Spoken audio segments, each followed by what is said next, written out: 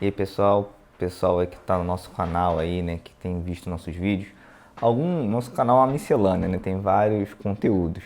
E algum desses conteúdos que a gente posta aqui no canal são alguns vídeos que eu editei, alguns trechos de alguns pastores que fazem alguma crítica ao atual governo, né, mostrando uma visão diferenciada do como é que a igreja vê esse momento político do Brasil.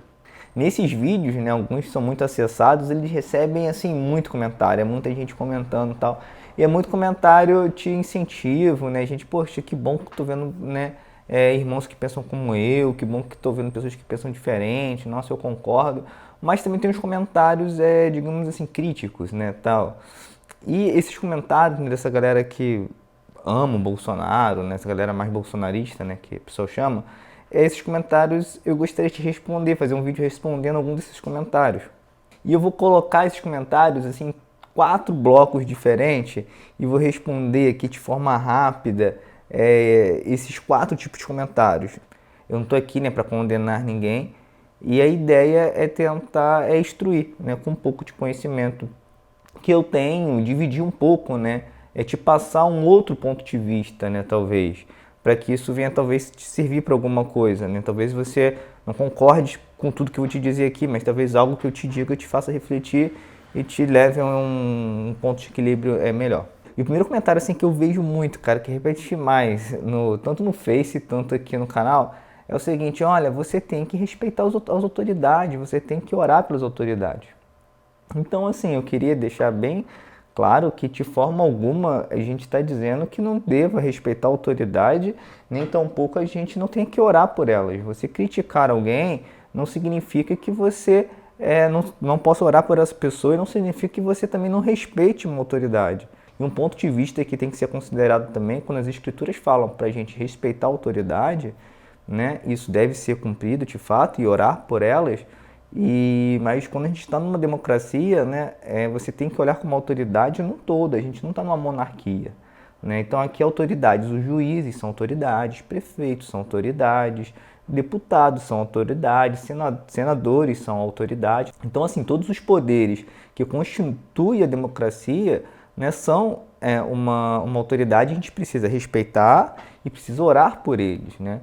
Então essa mesma palavra serve para todo mundo, né? Então essa ideia de você não poder criticar e criticar não é respeitar, ela não faz muito sentido, né? E essa palavra serve para todos os lados, né? Como a gente está numa democracia. Então você pode criticar uma atitude de um determinado senador, você pode criticar uma atitude de um determinado juiz. Olha, esse juiz aqui, ele agiu de forma estranha, tal, essa decisão dele não foi muito correta. Você pode fazer uma crítica, isso não significa que você não esteja respeitando. Quando você deixa de respeitar é quando você começa a querer derrubar uma instituição, por exemplo, né? E aí você está desrespeitando uma autoridade. Se eu começar também aqui querer de forma arbitrária, querer que o presidente saia do poder pela força da vontade, não, isso daí eu estou desrespeitando uma autoridade. Existe um processo que uma democracia tem. Se alguém cometer um crime, ele sai, como saiu outros presidentes na história do país. Qualquer um está sujeito a isso. E qualquer mudança que o país tenha que ter é seguindo a Constituição, que é a autoridade do nosso país atual. Então, assim, esse comentário lá do respeito à autoridade, ela não pega muito bem. Outro ponto, cara, que eu vejo em muitos comentários, que dá vontade de responder um a um com detalhe, mas é totalmente impossível, tá ligado à falta de informação. O que acontece é que uma verdade, eu acho que todo mundo sabe, é que a mídia, de fato, é uma ferramenta de manipulação de massa. Isso é uma realidade antiga, já histórica, já desde o primórdio da comunicação, dos jornais, da rádio, da televisão. A mídia sempre foi uma ferramenta de manipulação em massa. Isso aqui, o que acontece? Você precisa enxergar que isso é uma verdade da mídia num todo. A mídia é uma ferramenta de manipulação em massa. Não é só a Globo que é uma ferramenta de manipulação em massa, não, é a mídia toda. Então você pode botar aí, a Record é uma ferramenta de manipulação, a Globo tem uma ferramenta de manipulação em massa, a Band, a CNN, todas essas grandes mídias, os grandes portais de notícias, jornais, eles têm na mão uma ferramenta de manipulação em massa. Aí você tem que entender também que não é só a grande mídia. Hoje a internet, as redes sociais, o WhatsApp, o Facebook é uma ferramenta de comunicação para manipulação em massa.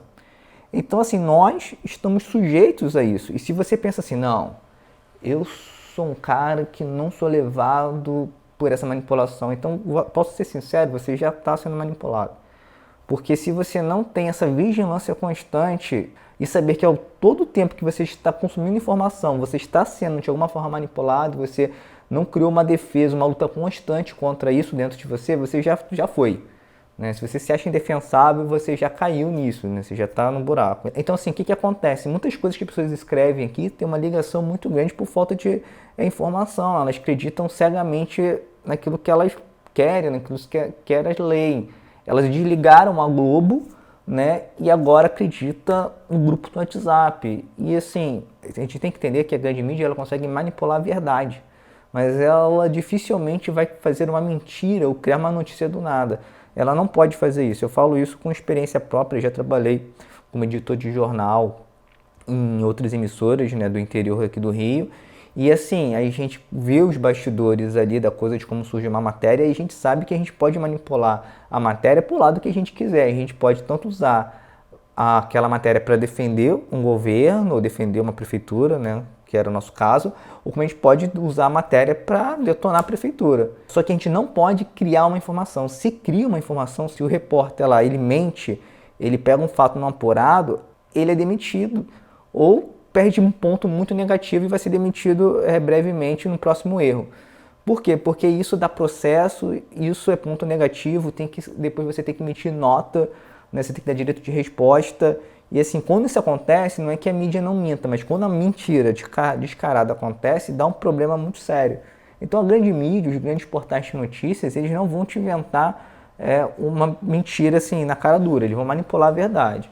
Então se você se informa com várias fontes de informação, ouvindo debates, ouvindo um jornal da Globo, um jornal da Record, você vai vendo outros jornais de grande porte, você está melhor informado do que você está vendo aí alguns sites da internet ou notícias hoje que elas não têm nenhuma forma de critério nenhum, né? Hoje, para você criar um portal na internet, se você não sabe, em um dia você cria um site profissional com cara visual perfeito, como se fosse, né, o G8 Notícias, e você vai olhar assim, nossa, o site é muito bacana, e parece ser sério, na verdade é um site totalmente fake, né, que está no ar num servidor lá não sei aonde, e ali você tem quase praticamente sem regra, você cria a notícia que você quiser, do jeito que você quiser, inventa o que você quiser, com vários nomes fictícios, e assim, não se acham culpados, dificilmente vão se localizar. Então assim, a internet, ela elevou o nível dessa questão da manipulação em massa, porque quando você tem que manipular a verdade, você tem um trabalho um pouco mais difícil de fazer essa manipulação. Quando você começa a jogar sem essa regra, então fica uma manipulação extrema, né? E vou te falar, tem muita gente vítima disso na internet. Muitas coisas, comentários que eu ouço aqui, tem uma ligação com uma falta de informação extrema. E assim, Leandro, você é um cara muito bem informado, você sabe tudo. Não, não sei tudo, é muito difícil você ter uma noção real dos fatos, dos bastidores, né? Mas eu vou tentando, um lado aqui, um lado ali, e assim, talvez a melhor forma que eu posso te dizer é você ter uma constante dúvida, né? A incerteza de fatos é melhor do que várias convicções, do que várias coisas que você lê e você junto pé dizendo que é verdade. Então assim, minha dica é procure se informar melhor. Esses grupos de WhatsApp aí, alguns canais de notícias aí, tipo politicagem, não são uma boa fonte de informação do tipo que você vai, não, isso é verdade, você vai tomar para si. Viva nessa defensiva, você está sendo manipulado constantemente, eu e você. Você é vítima disso todo dia. Se você não tem esse cuidado, você vive achando que você é o cara que, não, eu sou bem informado no grupo do WhatsApp, você já está dando bola fora aí. E aí você fica comentando as coisas aqui que não faz sentido nenhum. Vamos lá, terceiro ponto, que em vários comentários a gente vê muito isso. É a galera que, assim, que resume tudo em direita e esquerda, né?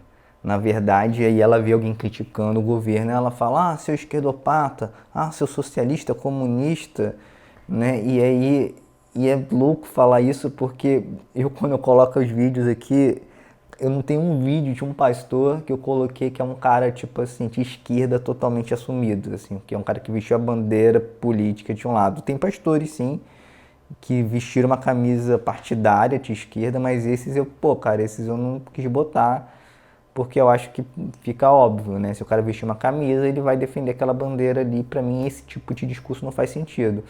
Então eu coloquei uma galera bem diversificada, gente que não veste a bandeira política, e a galera chega lá nos comentários e bota, não, seu esquerdopata, seu não sei o que lá, socialista, comunista, e vai botando um monte de palavras, e você vê assim, meu Deus do céu, é complicado quando você resume essas ideologias políticas em 2 pontos, né?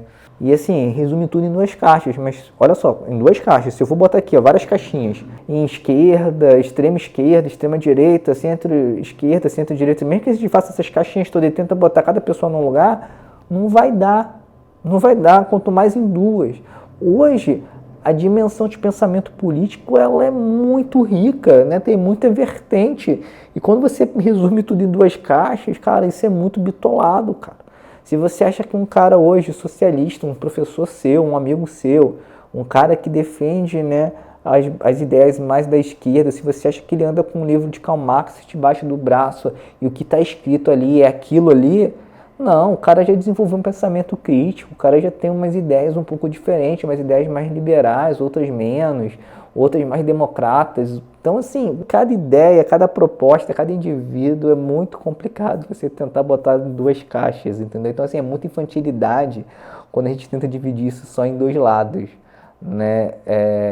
E você acaba sendo injusto, né? Dizendo que fulano é tipo comunista, socialista, e ponto que o cara nada tem a ver com isso. Tipo assim, tem muitos comentários desse tipo, tem um pouco a ver com a desinformação e tal. Eu recomendo você dar uma pesquisada um pouco mais a fundo nisso, e você vai ver que essa questão é bem complexa, né? Não é para ser ignorada, mas ela é muito complexa. Se você resumiu tudo em 2 lados, nossa, isso é muito ruim, isso não é legal. E para fechar aqui, né, o 4º ponto é quando a galera comenta muito assim, cara, mas você não tá vendo aí o comunismo que tá crescendo? Se vocês continuarem criticando o presidente, o comunismo não vai vir, vai fechar as igrejas, vai fazer o aborto acontecer, vai fazer isso, vai fazer aquilo e tal.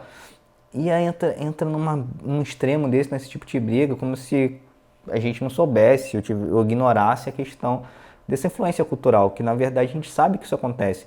Depois de muito tempo no poder, né, um pensamento de esquerda, lógico que ele, com o passar do tempo, ele vai entrando em áreas estratégicas para tentar influenciar culturalmente um país, para tentar disseminar a sua ideia. Essa é a estratégia deles, eles vão fazendo isso, né, depois de mais de 10 anos no poder, é lógico que eles estão ali trabalhando.